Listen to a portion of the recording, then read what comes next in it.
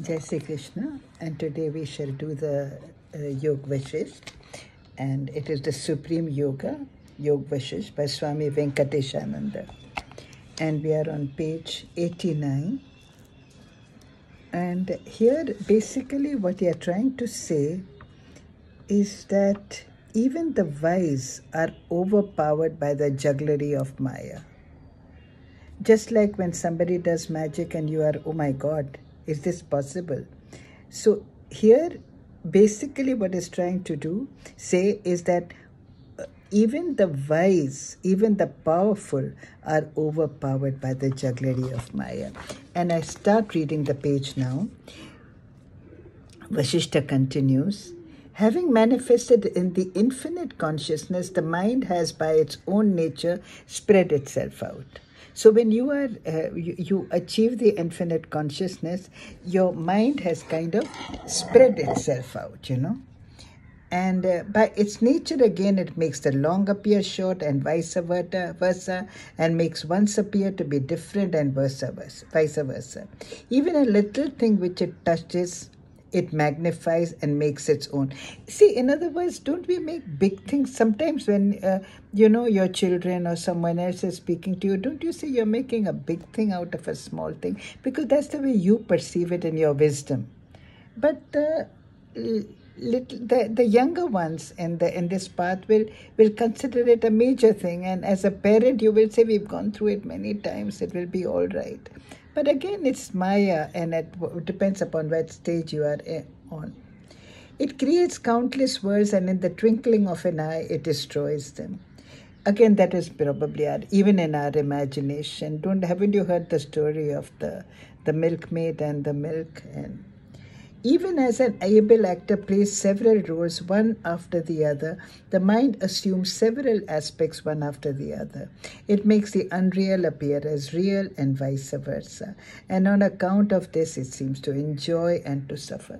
Sometimes I think of the, literally mentally deluded, who imagine things where there are not.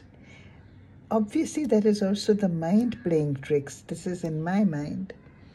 Even that which it gets naturally, it grabs with hands and feet. And as a result of this false sense of ownership, it suffers the consequences. I mean, because we think that we possess it. Yes, we possess it. It's been given to us. It has been leased to us. It's like your house. You think you're going to be there forever? No, it'll probably go to your children or go to whoever it is meant to be. Palaces were not meant to be for the same king always. So we have this false sense of ownership. But that doesn't mean, as again I often say, that one thing doesn't mean the other. Like in the Mahabharata and in the Gita, Krishna keeps saying, you have to play the game. Maybe Maya, maybe an illusion, but the game has got to be played by its rules. Time, as changing seasons, is able indirectly to bring about changes in the trees and plants. Trees, by its powers of time, as changing seasons, is able indirectly to bring about changes in the trees and plants. Even so, the mind makes one thing appear to be another by its powers of thought and ideation. Therefore, even in time and space, and all things are under the control of the mind. Depending upon its intensity or dullness and upon the size, big or small, of the object created or influenced, the mind does what is to be done with some delay or much later. It is not incapable of doing anything whatsoever because the mind creates. The mind creates the world. I often say that each one carries our world within us.